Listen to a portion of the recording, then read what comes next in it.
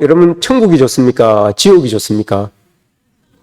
이건 뭐 당연하게 지옥 갈 사람 누가 있겠습니까? 그죠? 지옥을 좋아할 사람이 누가 있겠습니까? 천국을 특징하자면 성경에 나오는 모습으로 천국을 특징하자면 천국은 참 밝은 곳입니다. 그죠? 천국은 참 밝고 빛나는 그런 곳이죠. 지옥은 참 어둡고 뜨거운 곳, 고통스러운 곳이죠.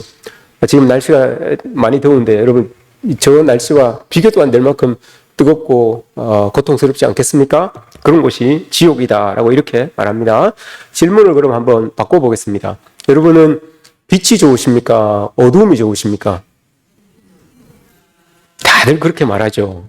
다들 빛이 좋습니다라고 이렇게 말해요. 그런데 우리가 곰곰이 한번 생각을 해봐야 됩니다. 정말 내가 빛을 좋아하고 있는지 한번 생각을 해보셔야 됩니다. 1977년에 미국 뉴욕에 여러분 벼락이 떨어졌어요. 벼락이 떨어져서 발전소에 벼락이 떨어져서 변전소에 벼락이 떨어져서 변압기가 깨져버렸습니다. 그래서 25시간 동안 전기가 공급되지 않았습니다. 전기가 공급되지 않아서 흑암 가운데 뉴욕이 25시간을 보냈던 겁니다. 근데 경제적으로도 앞선다고 하고 선진국이라고 하고 지식도 앞서고 모든 부분에 있어서 수준이 세계의 가장 수준이 앞선다라고 했던 그 미국이었지만 그 한날 8월에 변전소가 폭파되었던 낙뢰로 인하여서 폭파되었던 그 한날은 정말 자만하고 있었던 미국의 코를 납작하게 해주었던 그런 한날이었습니다. 왜냐하면 그날 25시간 동안 암전이 되어 있을 때, 정전이 되어 있을 때 엄청난 사건들이 많이 일어났습니다. 1600여 개의 상점이 강탈을 당하였습니다. 2000여 건의 방화 사건이 일어났습니다. 그리고 그 사건으로 인하여서 4000여 명이 구속을 당하게 되었습니다. 3억 달러 정도의 물품들이 도난을 당하게 되는 그런 일이 일어났습니다. 더욱 우리가 한 번 더 생각해 봐야 되는 것은 그렇게 4000여 명이 잡혔어요. 구속이 됐다고 했는데 그 사람들의 면면을 따져보니까 누구 하나, 몇 명은, 한두 명은 있겠죠. 몇 명은 있겠죠. 근데 그 4000명 대부분이 여러분 전과자가 아니었다는 거예요. 전과자가 아니었다는 겁니다. 여기에 여러분 우리가 중요한 이 포인트를 두고 있어야 되는 겁니다. 전과자라면 습관적으로 그렇게 할 수 있지만 전과자가 아니었다는 거예요. 아니었는데 그렇게 이런 일들이 일어납니다. 그러니 세상이 캄캄해지니까 여러분 사람들이 용기가 생기는 겁니다. 그리고 본성이 드러나는 거예요. 본성이 드러나기 시작하는 거죠. 갑자기 정전이 되면 처음엔 여러분 모두가 다 어리둥절하겠죠. 어리둥절할 겁니다. 우리도 여러분 저 어릴 때도 이런 일들이 정전이 곧 일어나곤 했어요. 곧잘 일어나곤 했어요. 그때는 발전량이 적었기 때문에, 전기 발전량이 적었기 때문에 저녁 시간에 이렇게 TV도 보고 이렇게 하면 전력량이 딸려서 전기가 정전이 될 때가 있었습니다. 그럼 집집마다 다 양초를 하나씩 이렇게 다 비치해 두었죠. 그래서 그 양초에 불을 밝히고 또 그걸 그냥 켜놓고 주무시다가 그게 넘어져서 불이 나서 홀랑 다 타는 그런 사건도 일어나기도 했고 했던 그런 경험들이 있어요. 그죠? 없습니까? 저희 집만 가난했나요? 그렇군요. 여러분들 다 그때부터 벌써 40년, 50년 전부터 아파트에 사셨군요. 저희 집은 그렇죠. 어릴 적부터 가난했다고. 예. 그런 경험들이 다 있습니다. 근데 여러분, 보세요. 이 뉴욕 같은 대도시에 정전이 되었다고 여러분 한번 생각해 보십시오. 여러분 어떻겠습니까? 모르겠어요. 저 같으면 저는 착하기 때문에 정전이 돼서 사람들이 어떻게 어려움을 당하는 사람들이 없을까? 막 이렇게 도움을 주려고 그런 생각을 하겠죠. 저 같은 착한 사람은. 그죠? 저 같은 착한 사람은 그럴 거예요. 근데 생각 외로 여러분, 이 어둠이 탁 되다 보니까 사람들이 그 어둠에 편승하여서 편안함을 느낍니다. 용기가 막 이렇게 생겨나요. 보는 사람도 없는데 아무도 안 보는데 이런 생각들이 있어서 나도 모르게 속에 내재되어 있던, 잠재되어 있던 그런 범죄의 본성들이, 죄의 본성들이 툭툭 튀어나오기 시작합니다. 편안함을 느끼기 때문에 그런 거겠죠? 여러분 제가 우리 경주 지역 말고요, 특별히 외동, 모하 이 지역 말고요, 저 바깥 지역으로 이렇게 외부 지역으로 이렇게 나갈 때가 있어요. 한두 번씩 나갈 때가 있어요. 경주를 떠나서 저 멀리 뭐 대구를 떠나서 서울 이런 쪽으로 이렇게 갈 때가 있어요. 그러면 왠지 모르는 편안함이 있어요. 왠지 모르는 편안함이 이렇게 묘한 자유로움이 이렇게 있어요. 왜 그렇겠습니까, 여러분? 제가 우리 교회가 그렇게 큰 교회는 아니지만 영향력이 있는 교회예요. 그래서 모아교회 목사라고 하면 좀 사람들이 그래도 많이 압니다. 지난 목요일입니까? 지난 목요일 날 제가 카드를 잃어버려서 농협에 카드 재발급하러 갔어요. 농협에 재발급하러 갔는데 빨리 갔는데도 불구하고 들어서자마자 보니까 앞에 집사님이 한 분 계시더라고요. 집사님이 조금 대화를 나누시다가 나가셨어요. 나가시자마자 또 다른 집사님이 들어오시더라고요. 들어오셔가지고 또 인사를 나눴어요. 인사를 나누고 그 사이에 몇 명이 저는 알지도 못하는 사람인데 몇 명이 지나가면서 오셔가지고 저하고 같이 일을 보던 사람이 교회를 다니는 분이었어요. 그 교회를 다니시는 그분이 옆에서 목사님 뭐 어떠냐, 목사님 어떠냐 그러니까 옆에 일 보러 오셨던 분들이 다 와서 모아교회 목사님이세요? 모아교회 목사님이시군요. 하면 인사를 다 하시는 거예요. 그 짧은 시간에 몇 분이 저를 이렇게 보고 인사하고 이렇게 갔어요. 그날은 유독 많았던 것 같아요. 제가 이런 위인입니다, 여러분. 이런 인사입니다. 그래서 행동이 조금 자유롭지 못합니다. 제 스스로 조금 이렇게 절제하고 좀 얽어매는 그런 모습이 있어요. 왜냐, 교회의 모습이 저의 모습이기 때문에 그렇습니다. 제 모습이 교회의 모습이기 때문에 그렇습니다. 그런데 타 지역에 이렇게 나아가면 여러분 한번 기억해 보세요. 제가 지금 우리 교회에 온 지 6년입니다. 6년 제가 반바지 입은 거 여러분 한번 보셨습니까? 제가 봤어요. 제가 맨발로 슬리퍼 신고 돌아다니는 거 보셨습니까? 저도 여러분 먹고 살아요. 그죠? 그러니까 뭐 식자재 마트도 갈 때가 있고 킹스 마트도 갈 때가 있고 뭐 이렇게 여러분들의 행동 그 바운더리 안에 저도 있단 말입니다. 그런데 왜 한 번도 나는 식자재 마트에서 목사님과 안 마주쳤을까? 왜 한 번도 저기 킹스 마트에서 한 번 안 마주쳤을까? 이 운동하면서도 어떻게 반바지 입은 차림으로 맨발로 다니는 그런 차림으로 한 번도 못 마주쳤을까? 이런 생각 한 번 안 해보셨습니까? 이 더운데 여러분 긴팔 입고 늘 이렇게 하고 조금은 여러분 절제가 돼요. 내 모습이 교회의 모습이기 때문에 그렇습니다. 내 모습이 교회이기 때문에. 그런데 타 지역으로 가면 조금 자유로운 마음이 들어요. 그래서 이것도 풀고 반바지만 입고 맨발로 쪼리 슬리퍼 신고 양말도 안 신고 그냥 막 이렇게 좀 자유롭게 활보할 때가 있어요. 그리고 막 이렇게 껌도 막 씹어보고 싶고 안 보니까 아무도 안 보니까 또 저를 아는 사람들이 많지 않으니까 그냥 무단횡단도 한번 해보고 싶고 이런 거예요. 인상도 막 뭐 이렇게 지나가다가 뭐 좀 잘못하는 사람이 있으면 좀 인상도 한번 써보고 싶고 이런 마음이 있지요. 그러나 여기 안에서는 그렇지 않아요. 근데 여러분 왜 제가 그러겠습니까? 이게 여러분 제가 목사로서 교회를 대표한다는 그런 마음도 있지만 사실 여러분 제 마음 속에 그런 어떤 어두운 부분들, 흐트러진 부분들 이게 여러분 다 내재되어 있어요. 근데 그걸 하나님의 이름으로 예수의 능력으로 지금 이 교회나 이런 곳에서는 제 삶에서는 누르고 있는 거죠. 쫙 누르고 하나하나 녹여내리는 거예요. 그런데 조금 더 멀리 보지 않는다라는 그런 생각들이 들면 사람들의 눈길이 닿지 않는다라고 생각되면 무의식적으로 그런 것들이 이렇게 나오게 되어 있어요. 이게 여러분 우리 안에 다 내재되어 있는 모습입니다. 저만 그런 게 아니잖아요, 여러분. 여러분들도 가끔 가다가 한 번씩 그렇게 겉들어지고 싶고 안에 있는 것들 생각지도 못했던 것들이 툭툭 튀어나오게 하고 싶어 하는 그런 모습들이 여러분 다 있어요. 그걸 단적으로 여러분 예를 들어 보겠습니다. 우리 교회는 여러분 조그만하고 아담하기 때문에 제가 다 보여요. 이렇게 보면 저 위에 있어도 다 보여요. 다 보이고 다 한데 큰 교회들을 가면 여러분 큰 교회 가셔서 3분의 2 지점 뒤에 앉아 계시는 분들은 여러분들이 좀 눈여겨보셔야 됩니다. 큰 교회 3분의 2 지점 뒷부분에 앉아 계시는 분들은 여러분들이 눈여겨보십시오. 그런 분들은 친구로 사귀지 마십시오.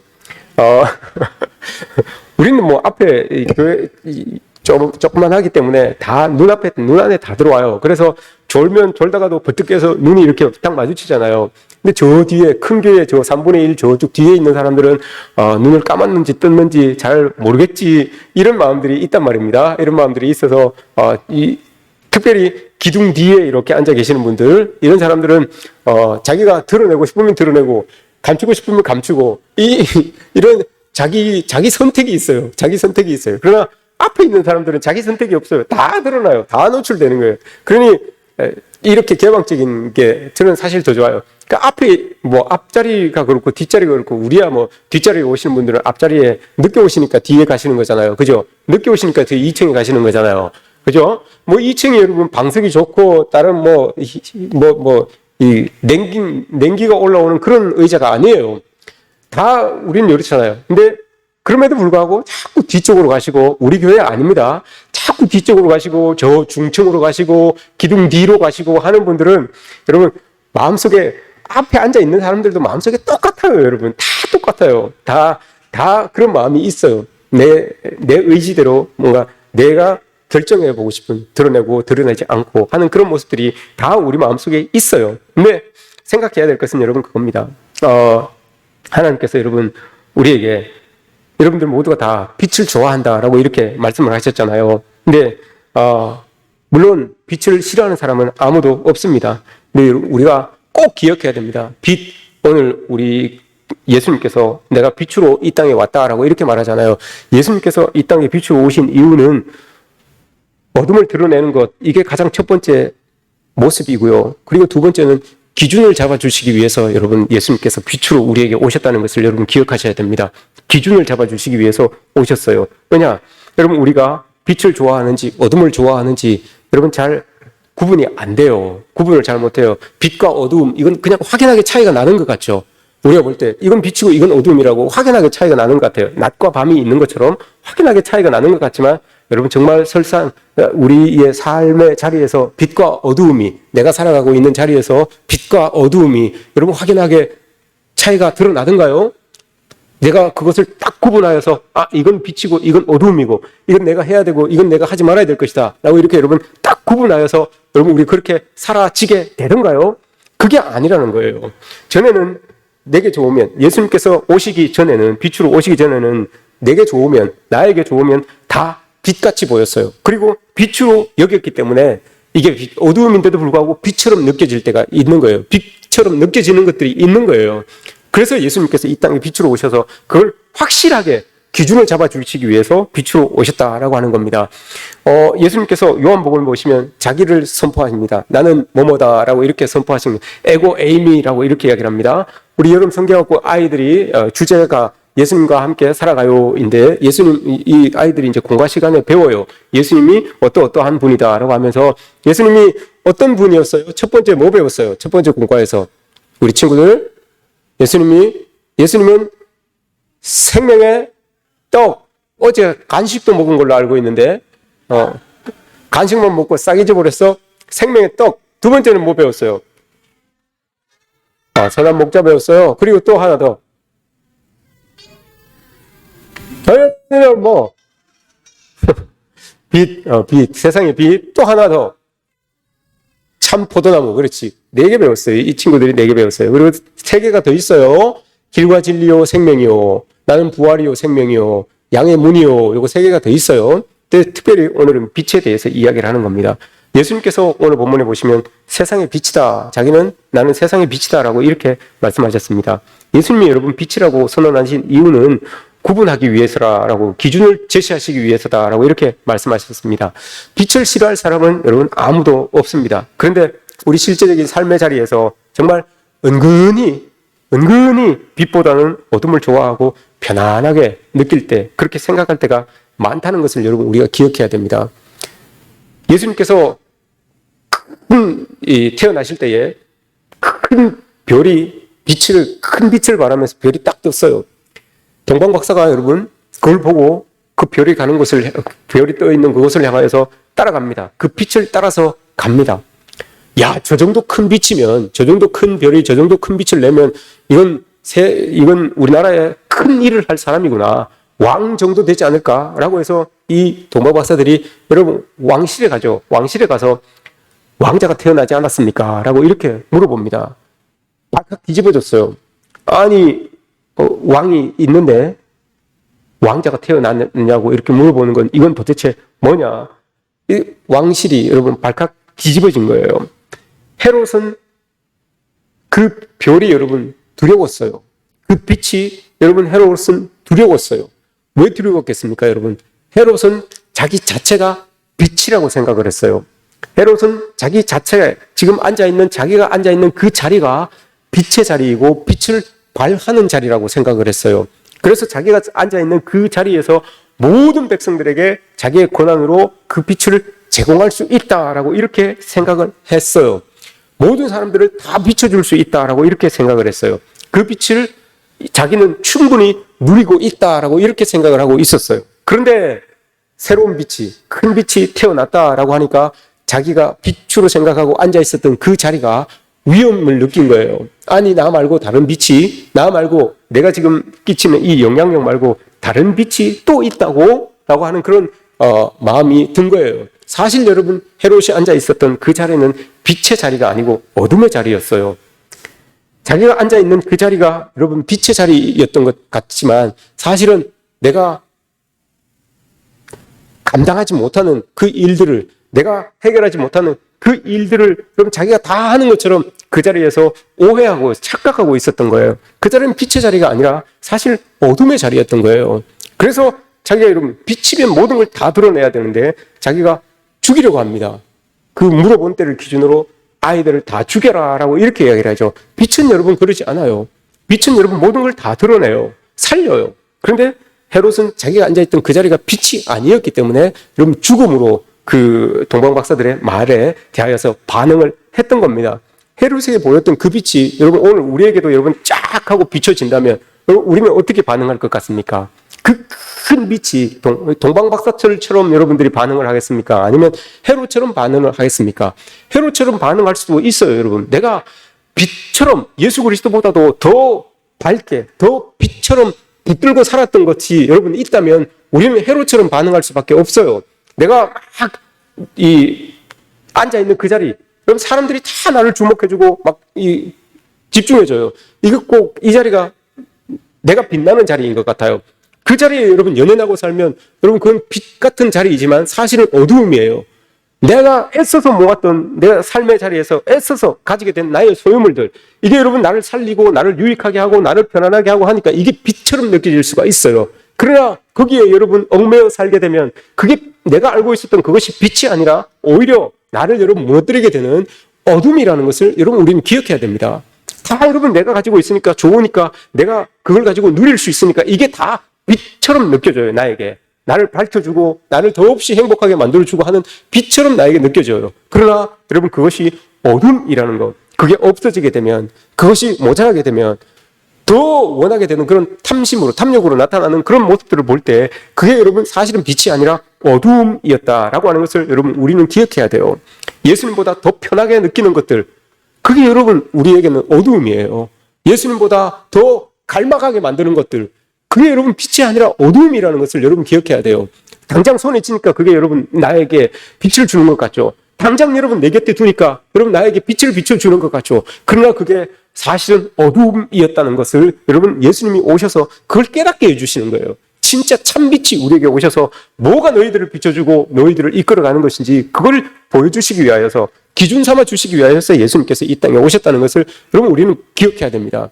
오늘 본문 이전에 어떤 사건이 있는가 하면 한 여인이 현장에서 음행하다가 잡힙니다. 나쁜 짓을 하다가 잡혀요. 잡혀서 사람들에게 붙들려 옵니다. 붙들려 오고 예수님 앞에 그 여인을 이제 앉혀 놓습니다. 무릎 꿇혀 놓고 자기들은 돌멩이를 들고 그 여인을 이제 죽이려고, 원래 그 음행하다 잡힌 여인은 현장에서 돌로 쳐 죽여도 상관이 없어요. 그게 이제 율법이잖아요. 유대 율법인데 이 사람들이 예수님을 싫어하는 사람들이에요. 예수님을 싫어하는 사람들이라서 예수님을 시험하기 위해서, 이건 이제 어떻게 대답해도 예수님이 넘어질 수밖에 없는 그런 질문인 거예요.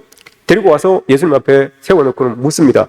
예수님, 이 여인이 현장에서 범죄하다가 잡혔는데 이거 우리 율법으로 따지면, 율법으로 치면 현장에서 돌로 이렇게 때려서 죽이는 게 우리 율법인데 예수님은 어떻게 생각하십니까? 예수님은 어떻게 결론을 내리시겠습니까? 이렇게 물어봐요. 이건 함정이에요. 예수님이 뭐라고 대답해도 잡힐 수밖에 없는 상황이에요. 예수님이 그래? 그럼 뭐 죽어야 될 죄를 지었으면 뭐 죽여야지 이렇게 이야기를 하면 여러분 예수님이 지금까지 예수님은 자기의 입을 벌려서 증거한 모든 말씀이 다 거품으로 돌아가는 거예요. 예수님은 사랑하라고 원수까지도 사랑하라고 그렇게 말씀을 하셨던 분이거든요. 그런데 죄 지은 여인이 하나 있다고 그래? 그럼 뭐 죽을 죄를 지었으면 죽여야지 뭐 이렇게 대답하면 예수님이 가르쳤던 그 사랑은 아무것도 안 되는 거예요. 그렇게 예수님이 대답하지 않으셨어요. 그리고 또 자기가 예수님이 여러분 돌로 쳐서 죽이세요 이렇게 말할 수 있는 자리가 아니에요. 사형을 집행할 수 있는 명할 수 있는 사람은 로마 총독밖에 없어요. 예수님이 죽이세요라고 이렇게 했으면 예수님은 또 잡혀가는 거예요. 아, 네가 뭔데 사람을 죽이라 말아? 네가 명할 수 있느냐? 이렇게 해서 또 잡혀갈 수가 있는 거예요. 예수님 그렇게도 말씀하지 않으셨잖아요. 또 세 번째 될 수 있는 것은 우리 그러면 용서해 줍시다라고 이렇게 말할 수도 있잖아요. 근데 그것도 또 안 되는 거예요. 뭐냐? 지금 사람들이 예수님을 싫어하는 이유는 유대 율법, 유대인들이 따르고 있는 그 유대 율법을 자꾸 잘못됐다 이렇게 이야기하니까 우리 율법을 무시하는군요. 우리 신앙을 무시하는군요. 이런 이제 취급을 받고 있는 거예요, 예수님이. 근데 여기에서 지금 예수님이 그럼 우리 용서해 주십시다라고 이렇게 이야기를 하면 또 그 문제들이 불거지게 되는 거예요. 아니, 평소에도 우리 유대 율법을 무시하더니 유대인들을 무시하더니 또 이번에도 유대인들을 무시하여서 율법에 어긋나는 법으로 용서해 주자고 그러네. 이렇게 말할 수도 있다는 거예요. 그런데 예수님께서 빛으로 이 땅에 오셨잖아요. 예수님은 그렇게 말씀하지 않으시고 그 빛을 쫙 드러내셔서 예수님이 가지고 계시는 그 빛을 딱 드러내셔서 기준을 딱 삼아주셨어요. 어떤 기준이냐? 죄 없는 사람이 먼저 돌로 치세요라고 이렇게 이야기하는 거예요. 죄 없는 사람이 먼저 돌을 들어서 치세요라고 이렇게 해요. 그러니까 그게 본문이 뭐라고 합니까? 어른부터 어린 아이까지 양심의 가책을 느껴서 거기에 남는 사람이 없어요. 다 떠나가 버려요. 이게 여러분 예수님이 빛으로 오신 거예요. 왜 예수님이 이걸 가지고 여러분 기준을 제시하셨느냐? 여러분 여기 지금 돌을 들고 모여 있었던 이 사람들은 자기들이 그래도 이 돌을 들어서 여러분 율법을 지키면서 정의를 세우는 정의의 빛을 우리가 세우는 그런 사람들이다라고 이렇게 생각을 하고 있었던 거예요. 자기들이 행하고 있는 이런 하나님 앞에 공의를 세우는 스스로 빛을 발하는 빛을 나타내는 그런 사람들이다라고 이렇게 생각을 하고 있었던 거예요. 그래서 여러분 그 돌을 들고 있었던 거예요. 예수님은 말씀하시는 거죠. 죄 없는 사람들이 돌로 쳐라라고 이렇게 이야기를 합니다. 여러분 이 사람들은 지금 여인 주변에 모여 있었던 이 사람들은 다 여러분 돌을 들고 있어요. 근데 이 사람들을 가만히 생각해보면 여러분 이 여인보다 덜 죄인이지 빛은 아니에요. 여러분 덜 죄인일 뿐이지 빛은 아니라는 것을 여러분 우리가 알아야 됩니다. 자기들은 덜 죄인이라고 생각했기 때문에 덜 죄인이면서도 빛이라고 생각했기 때문에 자기가 그 빛을 발해야 되는 거예요. 그래서 돌을 들고 쳐 죽이려고 생각을 하고 있었던 거예요. 그런데 더욱 화난 예수님이 딱 나타나 계시니까 그게 밉기도 하고 그 빛을 없애버리고 싶은 마음이 있었던 거예요. 그래서 예수님을 자꾸 시기하고 질투하고 예수님을 넘어뜨리려고 했던 그런 모습들이죠. 예수님은 정의를 가지고 공의를 가지고 그것을 실행하여서 자기들의 빛을 드러내려고 원했던 그들에게 그것을 빛이 아니라고 하는 것을 여러분이 예수님께서 알려주시는 거예요. 자신들이 드러내는 그 빛을 통하여서 우리는 충분히 영생의 길을 갈 수 있습니다. 그래서 여러분 유대 율법을 꼭 지켜야 된다고 이렇게 말하는 거잖아요. 그 빛을 우리가 꼭 드러내면서 살면 우리는 영생까지 갈 수 있습니다. 이렇게 생각하고 있었던 사람들이에요. 또한 우리가 가지고 있는 그 영생의 길, 우리가 지키는 이 의로운 이것을 가지고 우리가 꼭 지키면서 살아가면 우리를 의롭게 만드는 이것들을 지키고 살아가면 우리는 충분히 빛으로서 하나님 나라에 갈 수 있다. 영생을 우리가 살아낼 수 있다라고 이렇게 생각했던 사람들이 바로 이 유대인들, 이 사람들이에요. 근데 예수님께서 딱 나타나셔서 진짜 참빛이 뭔지 그걸 가지고 여러분 그 길을 딱 비춰주기 시작하는 거예요. 그러니 기준이 딱 쓰는 거예요. 기준이 딱 쓰니까 내가 지금까지 했던 이게 빛이 아니었구나. 내가 이게 지금까지 이거 했던 것이 빛으로 알고 행했던 것이 이게 어둠이구나라고 하는 거예요. 그래서 자꾸 어둠이 드러나니까 자기들의 어둠이 드러나니까 그걸 밝혀주시는 예수님이 자꾸 미운 거예요. 자꾸 나의 잘못된 부분들을 자꾸 드러내놓으니까 자꾸 이게 싫은 거예요. 누구는 여러분 뭐 좀 덜 어둡고 좀 더 어둡고 여러분 이렇게 이야기할 수가 있어요. 이 사람들도 마찬가지죠. 저 죄를 지은 현장에서 죄를 지은 저 여인에 비하면 우리는 좀 덜 죄인이 아닙니까? 라고 이렇게 생각할 수 있어요. 그러나 여러분 죄는 죄예요. 어둠은 여러분 어두움이에요. 어둠을 가지고 여러분 여기는 더 어둡고 여기는 덜 어둡고 이렇게 말할 수 없어요. 어둠이라고 하는 단어 그 자체는 여러분 빛의 부재예요. 빛이 없으면 다 어둠이에요.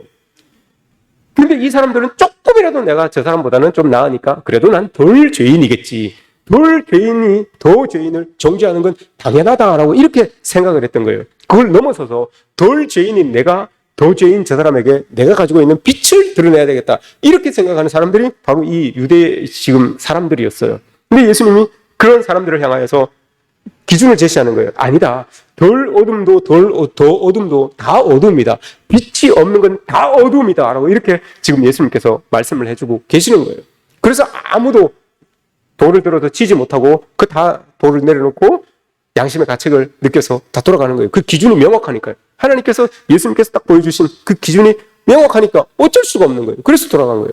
여러분 우리도 마찬가지입니다. 하나님의 빛 앞에 다 서야 되는 존재들이에요. 누가 여러분 10개 잘못한 사람이 있습니다. 그런데 나는 5개 잘못했다고 여러분 내가 그 사람보다 더 어려울 수 없어요. 내가 10개 잘못한 사람에게 내가 질책하고 이렇게 한다고 해서 내가 더 어려운 건 아니에요, 여러분. 다 잘못한 거예요. 잘못한 거지만 조금의 차이가 있을 뿐이죠. 그러나 잘못이라고 하는 것을 봤을 때는 똑같이 잘못이에요. 기준은 여러분 나의 의가 아니에요. 나의 의로 봤을 때는 여러분 자꾸 10개보다는 5개가 낫겠지. 5개보다는 1개가 낫겠지. 이렇게 생각하지만 하나님의 입장에서 봤을 때는 그게 아니에요, 여러분. 하나님은 죄는 죄예요. 어둠은 어둠이고요. 이렇게 여러분 하나님은 보신단 말입니다. 그래서 이 기준을 따라서 살게 될 때 모든 것이 주님의 은혜라는 것을 여러분 깨닫게 되는 거예요. 그래서 10개 탕감받은 사람, 1개 탕감받은 사람, 이 모두가 다 하나님의 은혜 속에서 살아간다는 것을 여러분 우리는 깨닫고 살아갈 수가 있게 되는 거예요. 오늘 말씀 말고 여러분 요한복음 3장 16절 우리가 잘 알죠. 하나님이 세상을 이처럼 사랑해서 독생자를 주셨어요. 구원을 주시기 위해서 우리에게 주셨어요. 그런데 말씀하셨잖아요. 구원을 주시기 위해서 심판이 아니라 구원을 주시기 위해서 우리에게 예수 그리스도를 주셨는데 그 구원에 이르는 방법이 있어요. 믿어야 돼요. 예수 그리스도를 믿어야 돼요. 예수 그리스도를 믿고 예수님께 나와야지만 구원을 얻는다라고 이렇게 이야기를 했는데 근데 그 뒤에 말씀을 보시면 예수님께로 믿고 나와야 되는데 나오지 않아요. 왜 나오지 않는다고 합니까, 여러분? 요한복음 3장 17절부터 한번 읽어보세요, 여러분. 왜 나오지 않는다고 합니까?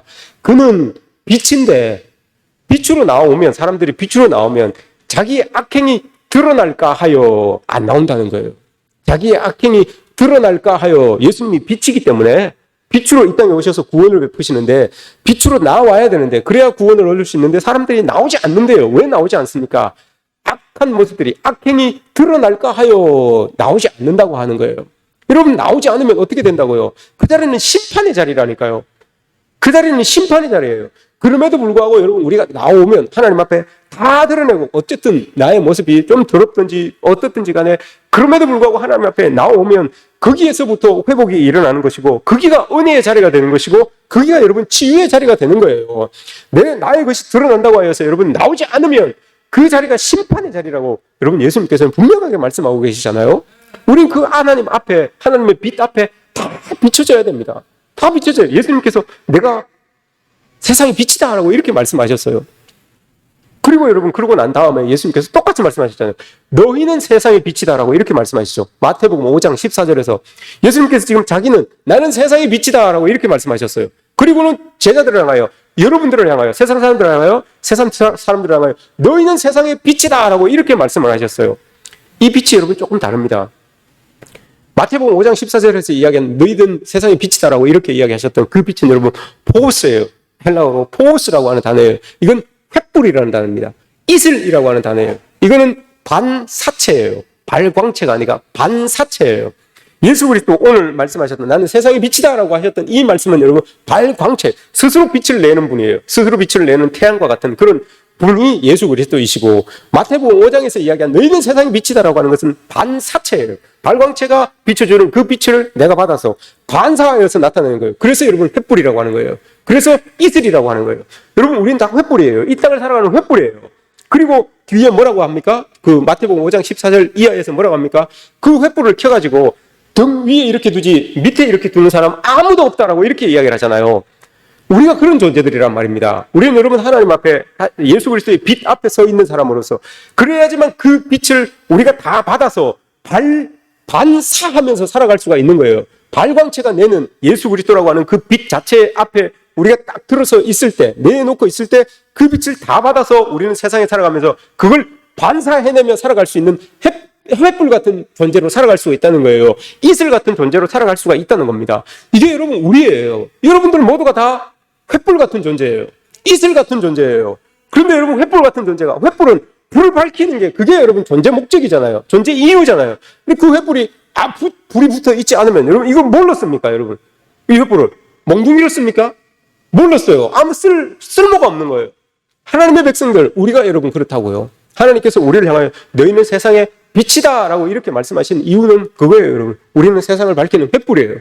횃불처럼 이렇게 예수 그리스도 그냥 내 의로 세상을 밝히는 사람이 아니라 반사체예요. 우리는 예수님의 빛을 받아서 그 빛을 드러내면서 살아가는, 그 빛을 횃불에 붙여서 살아가는 그 인생들이 바로 우리다라고 하는 것을 여러분 꼭 기억하십시오.